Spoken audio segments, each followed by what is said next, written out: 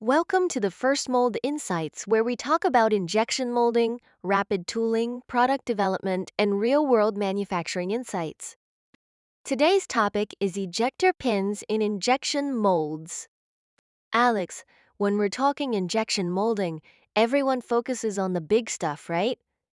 The mold base, the core, the cavity. But ejector pins? They're sort of the unsung heroes, aren't they? Why should product designers really pay attention to them, especially if they're just thinking about the final part? Yeah, that's a great point, Mia. Mold manufacturers, injection molding factories, they don't really think about ejector pins much, they just buy them externally. But for product designers, it's critical because every single injection molded product is going to have an ejector pin mark. It's just a fact of life. So, designers really need to consider where those marks will be when they're laying out their product. Okay, so it's not just about getting the part out, but about where the evidence of getting it out will be. Can you just quickly define what an ejector pin actually is for our listeners? Sure, so an ejector pin is a cylindrical component, usually made of a steel alloy, and it's built to withstand really high pressures and constant repetitive motion. It sits in the ejector plate, right? And when the mold opens, it extends into the mold core, pushing the finished part out. They come in all sorts of sizes and shapes, depending on the mold design and the part geometry. But their job is simple: push the part out efficiently without damaging it. Right. So you've got this pin doing this really important job. Does the number of pins matter? Like, is there a sweet spot for how many you should have in a mold? Absolutely, it matters a lot. It affects both the part quality and your production efficiency. If you don't have enough ejector pins, you'll see defects like voids or sink marks in your part. That just kills product quality. But then, if you go overboard and use too many, you're looking at higher mold manufacturing costs. Plus, it can actually slow down your production. You might even see sluggish machine actions, or worse, the machine can jam up. So, it's a balance. Not too few, not too many. How do you even figure out the right number? Is it just guesswork? No, it's not guesswork, but it combines some calculations with real-world experience. First, you have to analyze the part's structure, things like wall thickness, any holes, protrusions, and what kind of processing it needs, like support removal or punching. That all influences the pin count. Then you need to know your machine's injection pressure. That's a key factor, and from there, you calculate the mold cavity area. That gives you an upper limit for the number of pins. Finally, you combine all that data with practical experience. There is a general formula involving the mold cavity area, injection pressure, and ejector pin pressure value, but you also have to avoid packing them in too densely. That can lead to a lot of scrap. That makes sense. It's not just a simple equation, there's a lot of practical knowledge involved. Shifting gears a bit, what are these pins actually made of? Are they all just standard steel? Well, they're typically made from high-speed steel and then heat-treated. You'll commonly see grades like SKD61 and SKH51 in the market. They usually have a hardness of around 50 to 55 degrees, and they'll get surface hardening and nitriding treatments to boost durability. For less demanding applications, you might see pins made from ordinary high-speed steel, but the quality and price can vary quite a bit, especially between different manufacturers. Okay, so SKD61 and SKH51. What's the difference there? Good question. SKD61 is your most common choice. Chinese SKD61 pins are affordable, with average hardness and heat resistance, good for molds where precision isn't super high. Then you have Taiwanese nitrided SKD61 pins. They've got improved hardness and heat resistance, so they're a step up and a bit pricier.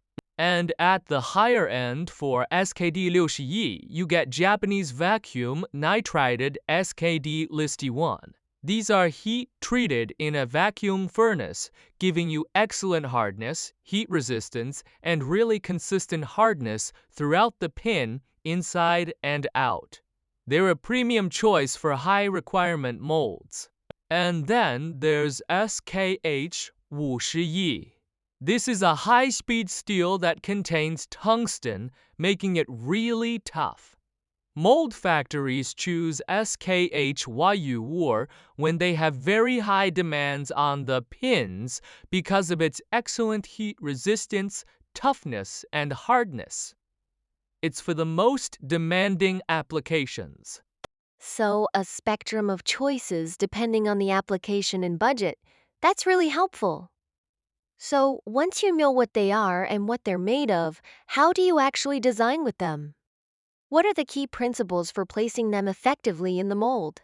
Right. Design plays a crucial role. You want the best ejection function without part sticking or damage. First, you always want to place ejector pins near ribs or points where you expect a lot of ejection force. That's strategic positioning. It helps to eject the part easily and precisely, preventing deformation. Second, you need to maintain clearance. We recommend a minimum distance of 3.5 millimeters between the waterline and the ejector pin. This prevents any interference or collision during ejection. Third, proper alignment is key. You need to position the pin so that the ejector cup doesn't pass through the ejector plate hole when it's near a support pillar. That ensures smooth movement. Fourth, for performance and durability, you want to orient the ejector pin in a flat area. Avoid R-angles, sharp angles, steep slopes, or placing them too close to the gate. A flat placement means consistent, efficient ejection force. Fifth, if you have an ejector pin on a curved surface, you absolutely need to incorporate anti-rotation protection for the cup. Otherwise, it can twist during ejection, causing misalignment or damage. Guide pins or keyways help here. And sixth, to distribute the force evenly, spread the ejector pins across the mold. But if the ejection surface doesn't have any specific appearance requirements, using larger ejector pins there can actually help distribute force more effectively. Wow, that's a lot of detail. So, strategic placement, clearance, alignment, orientation, stability, and distribution. It sounds like a lot for a designer to keep track of. What if a part has really complex features like deep ribs? Ah yes, for cross-shaped or deeper ribs, you can add extra material using specific methods to prevent sink marks and ensure proper filling. That helps maintain the part's integrity. Also, a couple of simpler rules: minimize the number of different ejector pin sizes you use in a mold set, and always avoid placing ejector pins too close to the edge of the product, especially if the product's going to shrink a lot. That just makes it harder to remove. Got it. So, what happens when things go wrong? Like, a pin breaks. How do you handle that on the shop floor? Well, it depends on the situation. If the pin is fractured but not jammed, you can usually just knock it out of the mold. It's the simplest fix. If it's jammed and it's a softer material pin, you can drill a hole into it and then knock out the remaining portion. Or, a more precise method for a jammed pin is to drill a discharge hole and then use wire cutting to remove it. And sometimes, if it won't affect the ejection process, you can even consider just canceling that ejector pin altogether to avoid further complications. You really have to assess it carefully. Okay. And how do we prevent them from breaking in the first place? That sounds like a better scenario than fixing them. Definitely. Prevention is always better. First, increase the strength of the pins. Opt for high-quality pins made from good materials that have been properly heat-treated and surface nitrided. If you have enough space in the mold, you can also increase the outer diameter of a single-section ejector pin to give it more support. And sometimes, using double-section ejector pins instead of single-section ones can significantly increase strength and resilience. Second, you want to enhance ejection and reduce resistance. Increase the number of ejector pins in areas prone to breakage, especially in tight spots. That distributes the force better.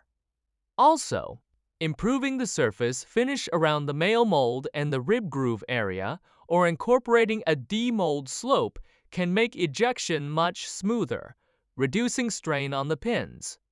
So, it's about making the pins stronger and making their job easier.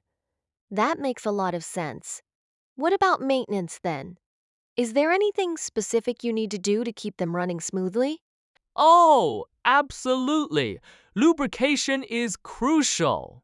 During the injection molding process, the ejector pin and its hole are constantly rubbing against each other.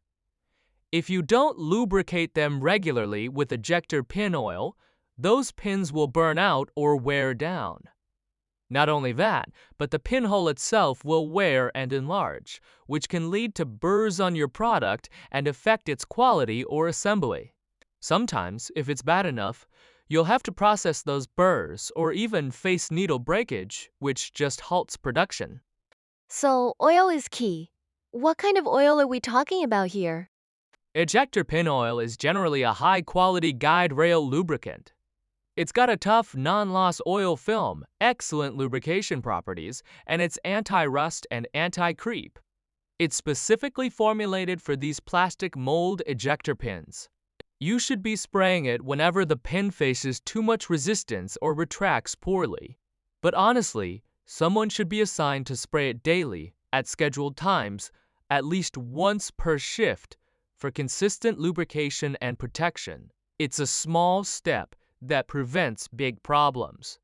That's a huge takeaway. It seems like these little components, often overlooked, are actually fundamental to quality and efficiency. So, Alex, if you had to give one final piece of advice to a product designer thinking about ejector pins, what would it be? Look for product designers. You don't need to be an ejector pin expert. But understanding the basic working principles and the fundamentals of their layout is absolutely crucial.